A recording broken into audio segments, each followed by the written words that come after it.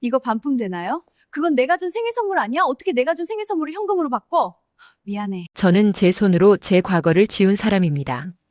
인천 간석동 반지하 곰팡이 냄새나는 그 작은 방. 그게 제 시작이었어요. 근데 지금은 아무도 그걸 몰라요. 저도 모른 척하고 살았으니까요. 돈이 생기고 나서 제가 어떻게 변했는지, 그리고 그 돈이 한순간에 사라지고 나서 제가 뭘 잃었는지. 오늘 그 이야기를 해드릴게요. 사연 시작 전 구독 버튼을 눌러주세요. 그리고 지금 어디에서 듣고 계신지도 댓글로 남겨주세요. 그곳까지 평안함이 함께하길 바랍니다. 제 이름은 박서연입니다. 올해 43이에요. 인천 간석동에서 나서 자랐고 26에 지금의 남편 한성진을 만났습니다.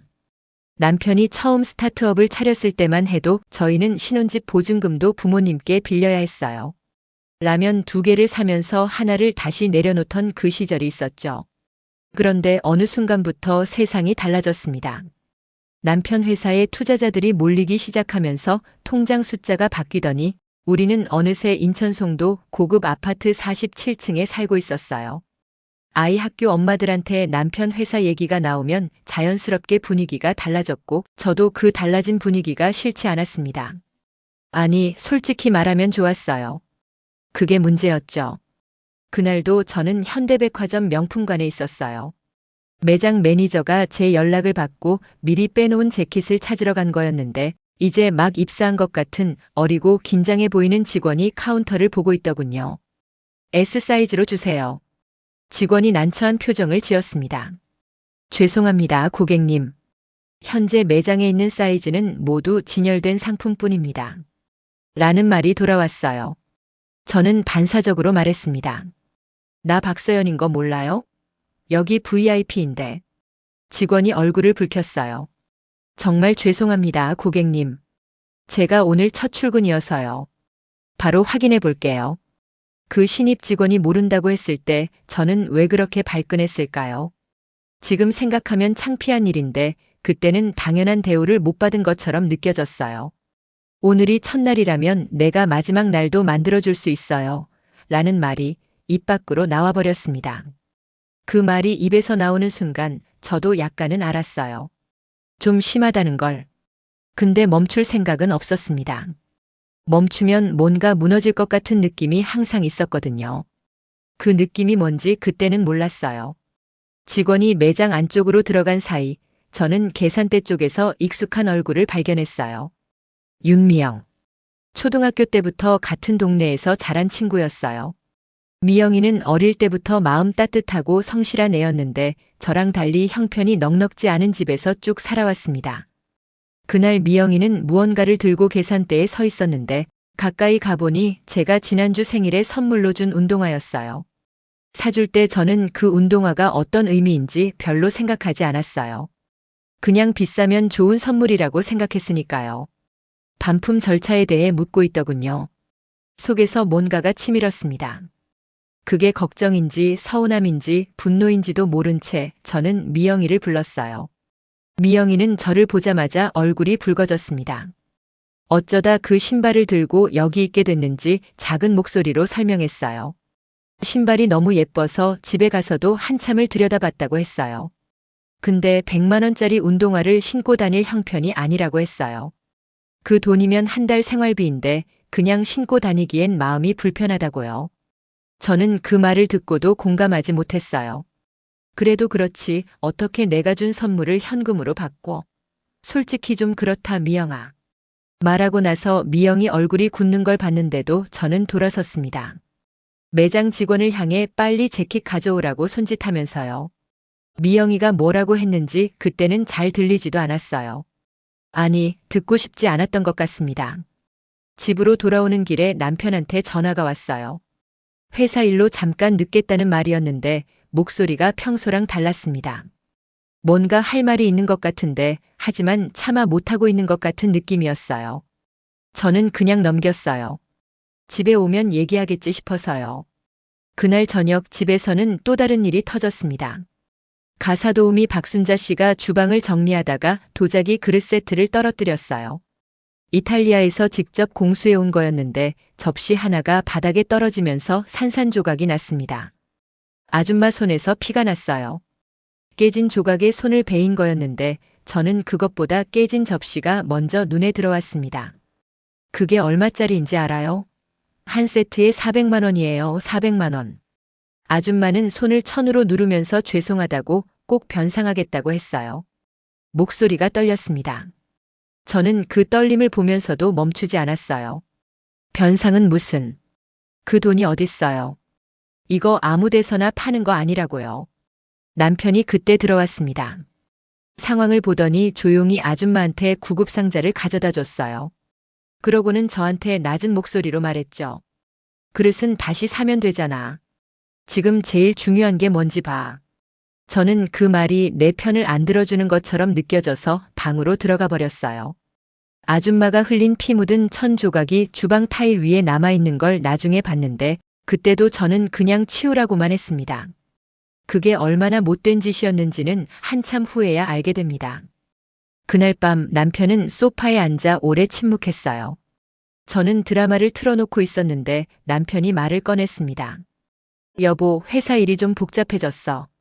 저는 리모컨 볼륨을 줄이지 않은 채 물었어요. 무슨 일인데? 남편은 말을 이어갔습니다. 상장 준비 서류 쪽에서 문제가 생겼다고 했어요. 절차상 오류가 발견돼서 일정이 밀릴 것 같다고요. 그동안 회사 운영이 투자자 자금에 의존해 왔는데 그 자금이 거의 소진됐다고요. 저는 리모컨을 내려놓았어요. 그게 무슨 말이야? 상장이 2달 남았잖아. 미뤄질 수도 있어. 아니면 더 길어질 수도 있고. 더 길어지면 돈은? 남편은 대답하지 않았습니다. 그 침묵이 전부였어요. 저는 그날 밤 잠을 거의 못 잤습니다. 천장을 보면서 계속 생각했어요. 설마, 설마, 설마. 하지만 설마가 현실이 되는 데는 그리 오래 걸리지 않았습니다. 그로부터 며칠이 지났어요. 저는 애써 아무렇지 않은 척했습니다. 남편이 그날 밤 꺼낸 말을 머릿속에서 지우려고 더 바쁘게 움직였어요. 내일 예약을 잡고 필라테스 수업을 등록하고 백화점 문화센터 쿠킹 클래스도 신청했습니다. 뭔가를 계속 채워 넣으면 그 불안이 비집고 들어올 틈이 없을 것 같았거든요. 마침 고등학교 친구 모임이 있는 날이었어요. 미영이도 그 자리에 나왔습니다. 초등학교부터 고등학교까지 같이 다닌 사이라 모임에서 마주치는 건 늘 있는 일이었는데 그날은 달랐어요. 며칠 전 백화점에서 있었던 일이 머릿속에 걸렸거든요. 저는 그냥 웃으며 인사했습니다. 미영이도 웃었어요.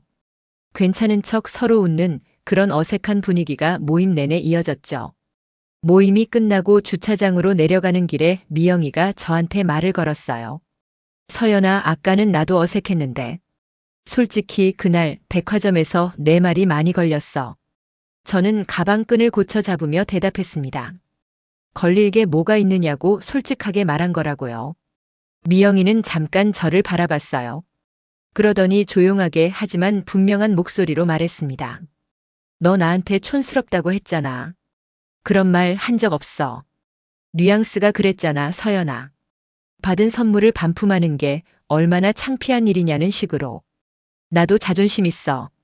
가슴이 뜨끔했습니다. 하지만 그 뜨끔함을 인정하기가 싫었어요. 야, 나는 진짜 내 입장에서 말한 거야. 선물을 돈으로 바꾸면 기분 나쁜 거 아니냐고. 그건 내 기분이 나쁜 거잖아. 나는 지금 좀 어려워서 그 돈이 필요했던 거고. 미영이의 목소리가 살짝 흔들렸어요. 저는 그 흔들림을 보면서도 물러서지 않았습니다. 있잖아, 미영아. 솔직히 말하면 그냥 형편이 어려우면 어렵다고 말하면 되잖아. 내가 모르는 척할 것 같아? 미영이가 멈췄어요. 그러고는 아주 차분하게 말했습니다. 우리 어릴 때 같이 놀았잖아, 서연아. 넌 기억 안 나? 버스 2번 갈아타고 학교 다니던 거. 겨울에 수도 동파돼서 옆집 물 얻어 쓰던 거. 나는 그때의 너를 아직도 기억하는데 너는 그게 창피한 거야? 말문이 막혔어요. 지금의 너는 내가 알던 서연이가 아닌 것 같아. 대답을 못하고 있으니까 미영이가 먼저 발걸음을 돌렸습니다. 미영이가 주차장을 빠져나가는 걸 저는 멍하니 서서 봤어요. 차가운 바람이 불었습니다. 가슴 한편이 욱신거렸는데 저는 그 감각을 억지로 눌렀어요. 집에 돌아와서 남편한테 미영이 얘기를 꺼냈더니 남편은 아무 말도 하지 않았습니다. 그 침묵이 또 싫었어요. 그로부터 열흘쯤 지났을 거예요. 남편이 저녁을 먹다가 젓가락을 내려놓더니 지금부터 하는 말을 잘 들어달라고 했습니다. 목소리가 낮고 천천히 눌려 있었어요. 저는 숟가락을 든 채로 굳어버렸어요. 예정된 상장이 취소됐다고 했습니다. 서류 문제가 해결되는가 싶었는데 그 사이에 투자자 한 곳에서 자금 회수를 통보해 왔다고 했어요. 도미노처럼 다른 투자자들도 움직이기 시작했고 회사는 지금 당장 운영 자금이 없는 상태라고요. 빚은 없지만 남아있는 자산으로는 당분간 버티기도 쉽지 않다고 했어요. 저는 한참 말을 못했어요. 그럼 지금 우리 돈이 없다는 거야? 없어. 지금은이라는 게 얼마나? 모르겠어. 몇 달일 수도 있고 더 길어질 수도 있고. 당분간 씀씀이를 줄여야 할 것 같아. 숟가락이 그릇 위에 떨어지는 소리가 났습니다. 저도 모르게 손에서 놓쳤어요. 당분간이라는 그 말이 얼마나 두루뭉술한지 저는 너무 잘 알았어요. 어렸을 때 엄마가 맨날 그랬으니까요. 당분간만 참자. 당분간만 아끼자. 그 당분간이 결국 어린 시절 내였어요. 남편이 처음 사업 얘기를 꺼냈을 때 저는 솔직히 반대했어요. 그게 얼마나 위험한 길인지 너무 잘 알았거든요. 그런데 남편이 약속했습니다. 내가 절대 당신 걱정시키지 않겠다고. 돈 문제로 밤을 새우는 일 없게 하겠다고. 그 약속을 믿었는데. 서연아, 미안해. 미안하다고 해결이 돼? 목소리가 날카롭게 나왔어요. 남편이 고개를 숙였습니다. 저는 자리에서 일어나서 방으로 들어갔어요. 문을 닫고 침대에 앉았는데 눈물이 나왔습니다. 무서워서 나오는 눈물이었어요. 분해서 나오는 눈물이기도 했고요. 그 두 가지가 섞여서 한참을 울었어요. 다음 날 아침 남편이 식탁에 앉아서 메모지 하나를 내밀었습니다. 당장 줄여야 할 지출 목록이었어요. 거기에 가사 도우미가 있었고 운전기사도 있었습니다. 그리고 맨 아래에 아파트 임대 계약 해지라고 적혀 있었어요. 여기서도 나가야 해? 어쩔 수 없어. 어디로? 남편이 잠깐 말을 멈췄어요. 그러더니 천천히 말했습니다. 전에 살던 동네 쪽으로 알아보자고 했어요. 아무데나 싼 곳으로 잠깐 들어가 있어야 할 것 같다고요. 전에 살던 동네라는 말이 귀에 박혔습니다. 인천 간석동. 제가 떠나온 그 동네였어요. 반지하 창문으로 사람들 발목만 보이던 그 집. 엄마가 야간 청소 알바 나가고 혼자 라면 끓여 먹던 밤들. 저는 그 생각이 올라올 때마다 억지로 다른 걸 떠올렸어요. 지금 사는 아파트 거실, 차, 백화점 VIP 카드. 그게 방패 같았거든요. 그날 오후 저는 가사 도우미 아줌마를 불렀습니다. 아줌마는 이미 눈치를 챈 것 같았어요. 들어오자마자 표정이 굳어 있었거든요. 저는 말을 길게 느리지 않고 바로 얘기했어요.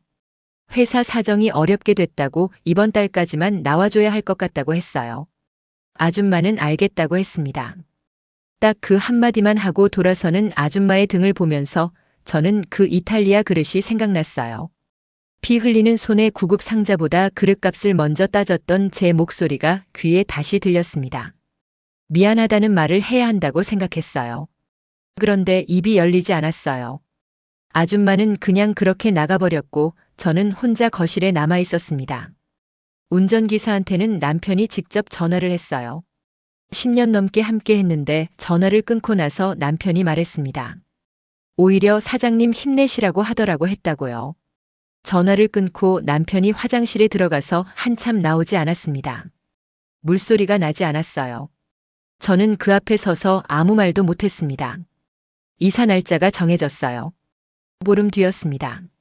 47층 거실 창으로 내다보이던 송도 바다가 앞으로는 볼 수 없게 된다는 게 이상하게 현실로 느껴지지 않았어요. 짐을 싸면서 손이 자꾸 멈췄습니다. 옷장을 열면 명품 코트들이 줄지어 걸려 있었어요. 가방들도 마찬가지였고요. 남편은 팔 수 있는 건 팔아야 한다고 말했습니다. 처음에는 못 듣는 척했어요. 다음에는 화를 냈습니다. 그러다 결국 그 코트 중 하나를 조심스럽게 꺼내 들었어요. 손에 쥐는데 가슴이 묵직해졌습니다. 이게 나인데, 이게 내 전부인데. 그런 생각이 들었다가 바로 다음 순간 그 생각이 너무 초라하게 느껴졌어요. 코트 한 벌이 내 전부라니. 그날 밤 송도 바다가 내려다 보이는 창 앞에 오래 서 있었습니다. 불빛이 물 위에 부서지고 있었어요. 이 풍경을 다시는 못 볼 거라는 생각에 그제야 눈물이 났습니다. 그런데 그 눈물이 명품 코트 때문인지 아니면 다른 무언가 때문인지 그때는 저도 몰랐어요. 이사 당일 아침 저는 평소보다 2시간 일찍 눈이 떠졌습니다. 47층 창밖으로 동이 트는 걸 보면서 멍하니 앉아 있었어요. 아직 짐을 다 못 쌌는데도 몸이 움직이지 않았습니다. 남편이 먼저 일어나서 커피를 끓였어요. 2잔을 들고 거실로 나왔는데 저는 받지 않았습니다. 그냥 창문 쪽을 보고 있었어요. 이삿짐 업체가 오전 10시에 왔습니다. 아저씨들이 짐을 옮기는 내내 저는 현관 옆에 서서 지켜봤어요. 거실 소파가 나가고 식탁이 나가고 옷장이 분리되어 나갔습니다. 집이 비워지면서 바닥이 드러났는데 그게 그렇게 낯설었어요. 내가 이 공간에 살았다는 흔적이 이렇게 쉽게 지워지는구나 싶었습니다. 이사 트럭이 아파트 단지를 빠져나가는 걸 뒤에서 따라가면서 저는 한 번도 뒤를 돌아보지 않았어요. 돌아봤다간 멈춰버릴 것 같았거든요. 간석동 빌라는 4층짜리 낡은 건물이었습니다. 엘리베이터도 없었고 복도 형광등 하나가 깜빡거렸어요. 냄새도 달랐습니다. 오래된 콘크리트 냄새, 누군가 음식을 하는 냄새가 복도에 배어 있었어요. 저는 계단을 오르면서 손잡이를 잡았다가 놓았다가를 반복했습니다. 방 2개짜리 오래된 빌라였어요. 송도 아파트 거실만도 못한 크기였습니다. 남편이 짐을 들이면서 괜찮다고 했어요. 오래 있을 것도 아니니까 조금만 버티자고요. 저는 대답하지 않고 방으로 들어가서 문을 닫았습니다. 창문으로 바깥을 내다봤어요. 골목 안쪽에 작은 슈퍼가 보였습니다. 그 옆에 세탁소. 그 앞으로 좁은 골목길이 이어져 있었어요. 어릴 때 제가 뛰어다니던 그 골목들이랑 비슷했습니다. 아니, 어쩌면 그게 그곳이었는지도 몰라요. 간석동은 크게 달라진 게 없었으니까요. 다리에 힘이 빠져서 주저앉았습니다. 벽에 등을 기대고 바닥에 앉아 있었어요. 그 자세가 어릴 때 자주 하던 자세였는데 그 생각이 드는 순간 가슴이 싸해졌습니다. 나는 결국 다시 여기로 왔구나. 남편이 한참 후에 방문을 두드렸어요. 밥 먹으러 나오라고 했어요. 저는 배 안 고프다고 했습니다. 남편이 문 너머에서 잠깐 서 있다가 발소리가 멀어졌어요. 그날 밤 저는 거의 먹지 않았습니다. 이사하고 사흘째 되는 날 장을 보러 동네 마트에 갔어요. 남편이 같이 가겠다고 했는데 저 혼자 가겠다고 했습니다. 혼자서 이 동네를 걷고 싶었어요. 아니면 혼자서 이 현실을 받아들이고 싶었는지도 모르고요. 마트 입구에 들어서려는데 누가 이름을 불렀습니다. 고개를 들었더니 미영이었어요. 저도 몰랐는데 미영이가 이 동네에 살고 있었던 거예요. 미영이도 놀란 표정이었습니다. 저도 놀랐고요. 둘 다 말을 못하고 잠깐 서 있었어요. 이사 왔느냐고. 미영이가 먼저 말했어요. 저는 고개를 끄덕였습니다. 그 이상 말을 꺼내기가 어려웠어요. 미영이가 어떤 표정을 지을지 두려웠거든요. 그래 봐라 라는 표정일까 봐요. 속으로 쌤통이라고 생각할까 봐요. 그런데 미영이는 그런 표정이 아니었습니다. 많이 힘들겠다. 그 한마디였어요. 측은하거나 어색한 것도 아니고 그냥 덤덤하게. 그런데 그 덤덤함이 오히려 찌르는 것 같았어요. 저는 그냥 웃었습니다. 웃는 게 전부였어요. 미영이가 같이 장 보겠냐고 물었어요. 저는 잠깐 망설이다가 그러자고 했습니다. 미영이는 마트 안에서 메모지를 보면서 이것저것 골랐어요. 대파 한 단, 두부 2모, 계란 한 판. 카트에 담으면서 가격표를 꼭 확인했습니다. 저는 그 모습을 옆에서 보면서 아무 말도 못했어요. 얼마 전까지만 해도 저는 뭘 사던지 가격표를 보지 않았거든요. 그냥 집어들면 됐으니까요.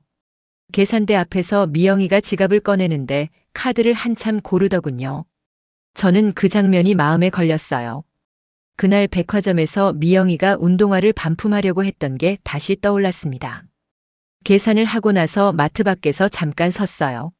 미영이가 먼저 말했습니다. 이 동네 오래 살다 보면 적응된다고 그렇게 나쁜 곳은 아니라고요. 저는 그 말에 뭐라고 해야 할지 몰라서 그냥 고맙다고 했습니다. 헤어지면서 미영이가 돌아서더니 다시 저를 보면서 말했어요. 아까는 그냥 해본 말 아니야. 진짜 많이 힘들겠다고 생각했어. 저는 그 말을 듣고 눈물이 날 것 같았어요. 집까지 걸어오는 내내 참았어요. 빌라 계단을 오르다가 아무도 없는 계단에 주저앉아서 한참 울었어요. 창피한지도 몰랐습니다. 그로부터 며칠이 더 지났습니다. 생활비가 빠르게 줄고 있었어요. 남편은 아침부터 저녁까지 밖에서 뛰었습니다. 투자자를 다시 만나고 회사 관계자들을 만나고 어딘가에 계속 전화를 했어요. 들어올 때마다 지쳐 있었는데 저한테는 티를 내지 않으려고 했습니다. 밥 먹으면서 오늘 있었던 일을 가볍게 얘기하려고 했고 잘 때도 저한테 등을 보이고 자면서 한숨을 눌러 참는 게 느껴졌어요. 저는 그런 남편을 보면서 처음으로 미안하다는 생각이 들었습니다. 그러면서도 막막했어요. 내가 할 수 있는 게 없었거든요.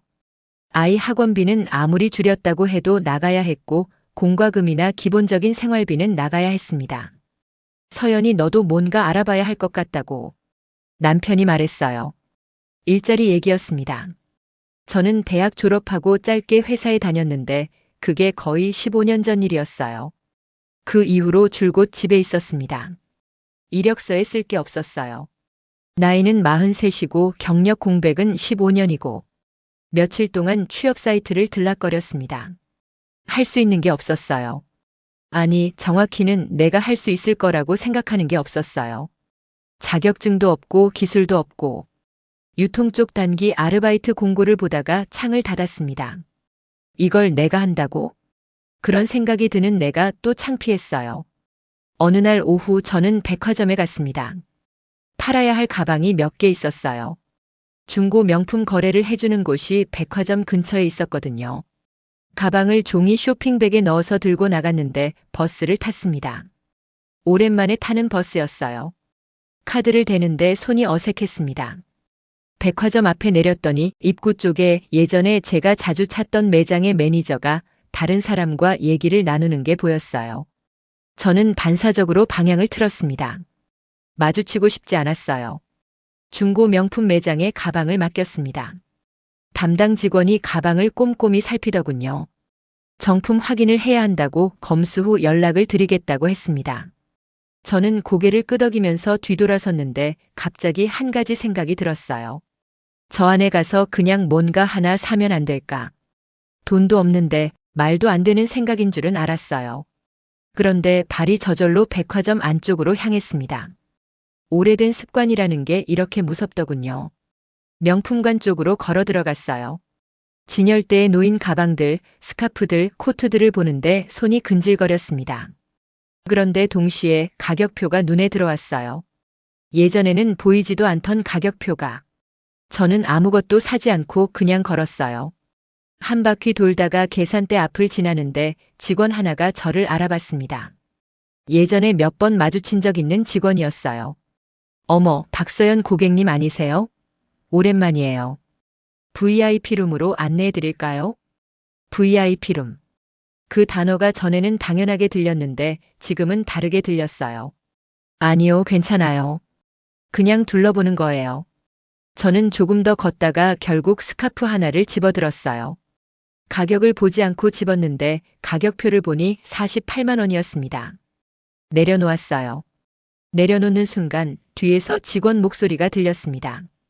옆에 있던 다른 직원한테 낮게 하는 말이었는데 조용한 매장에서 다 들렸어요. 저분 예전에 여기 단골이셨는데 요즘 완전 달라졌대. 남편 회사가 망했다나 봐. 저는 등이 뻣뻣해지는 걸 느꼈습니다. 아, 그래요? 그러니까 오늘은 그냥 보고만 가시는 거겠네. 매장 안까지 들어와서 안 사면 좀 그렇지 않아요?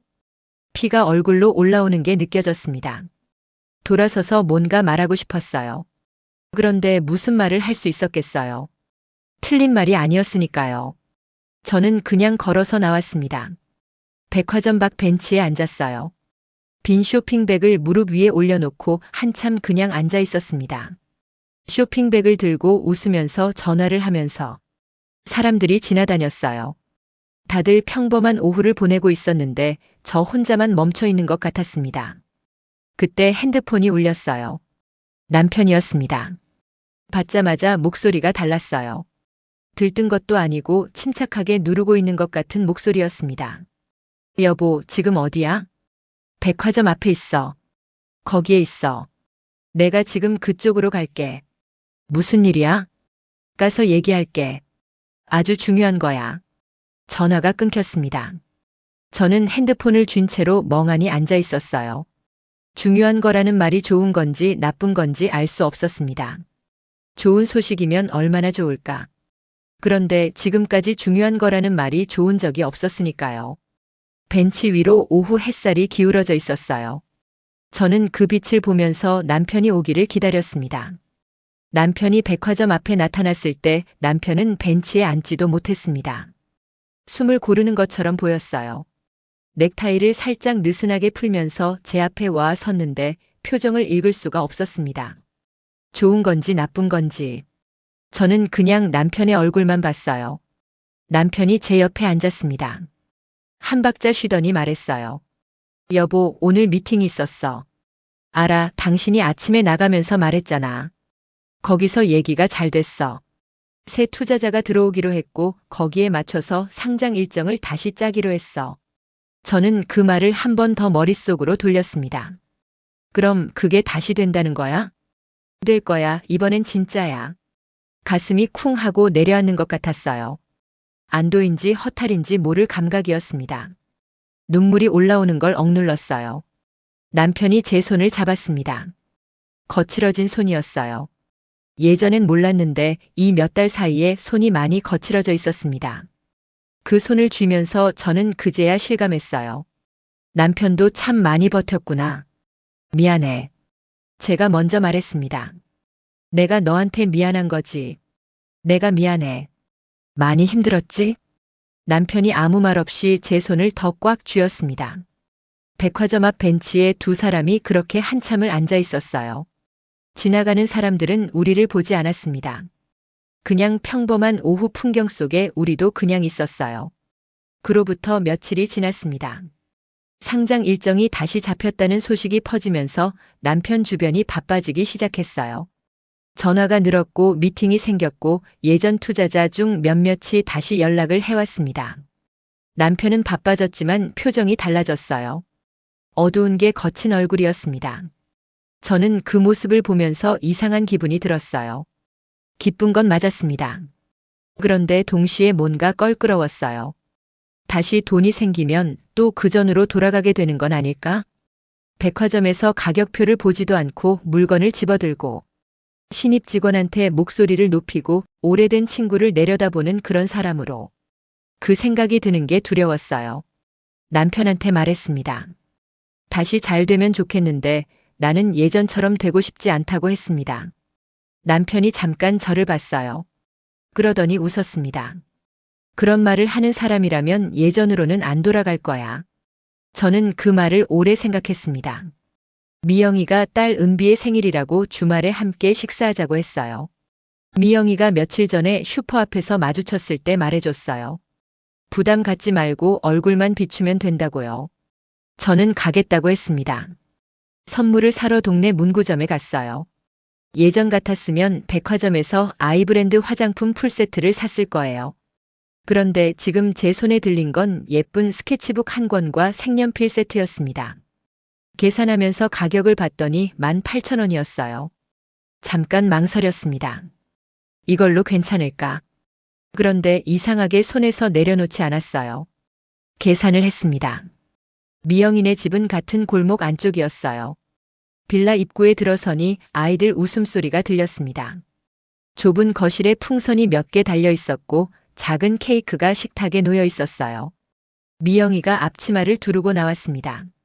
잘 왔어. 그래, 이거 은비 선물. 미영이가 스케치북을 받아서 들여다봤어요.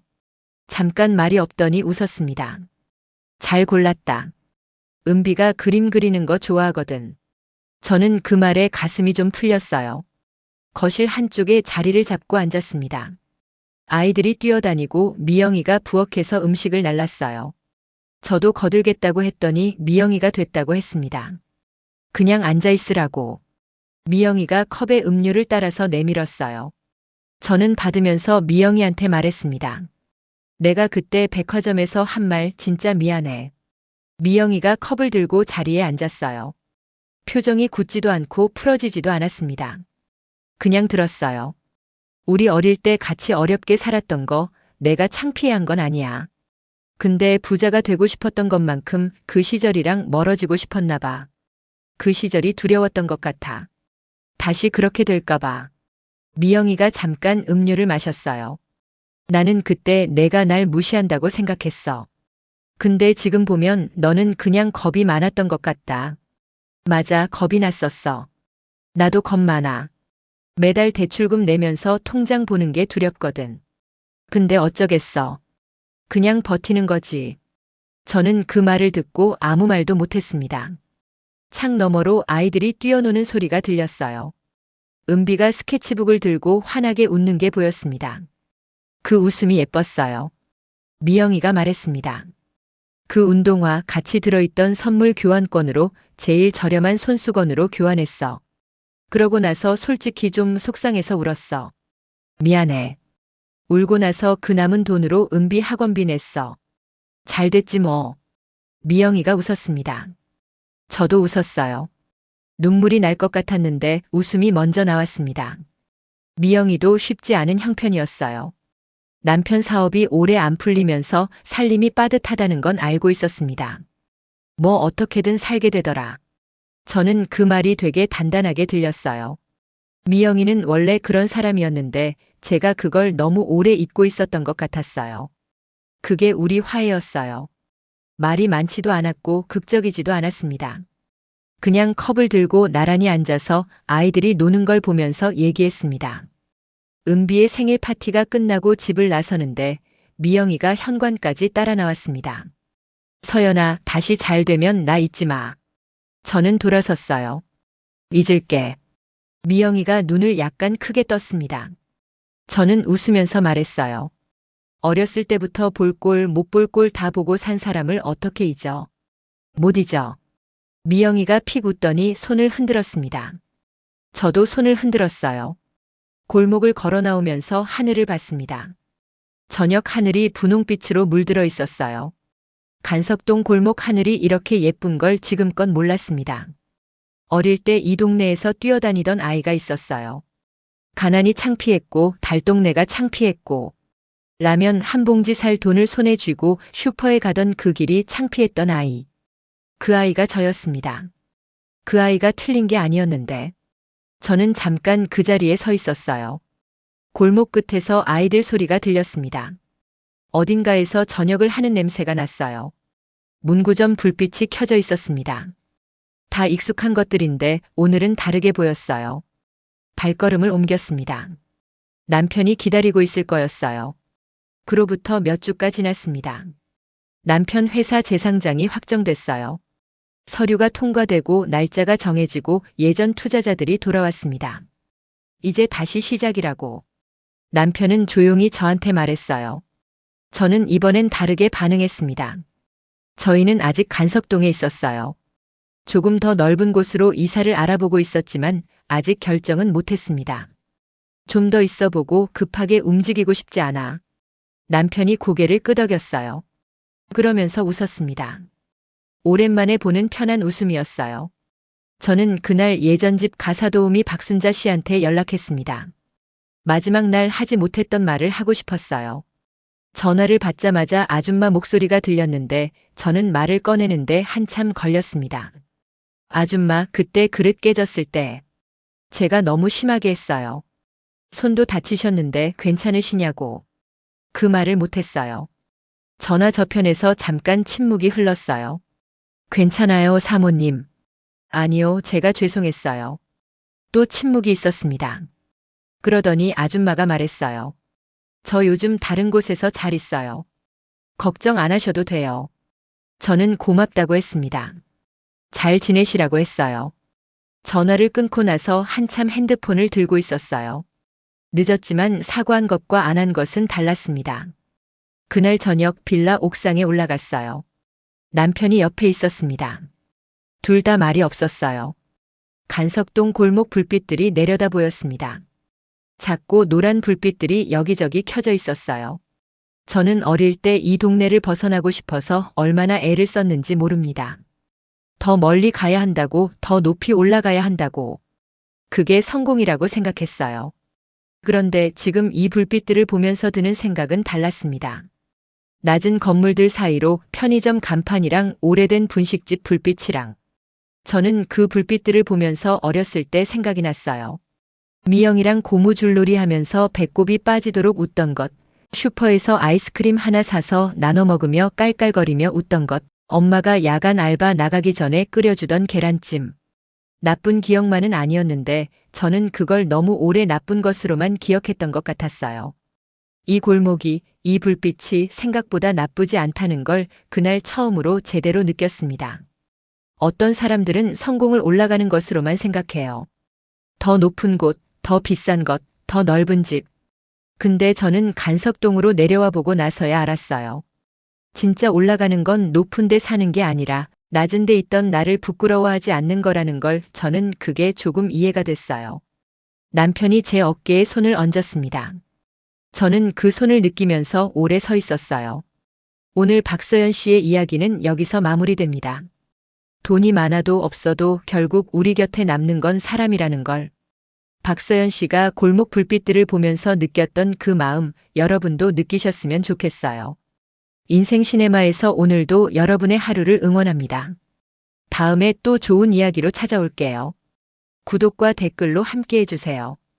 감사합니다.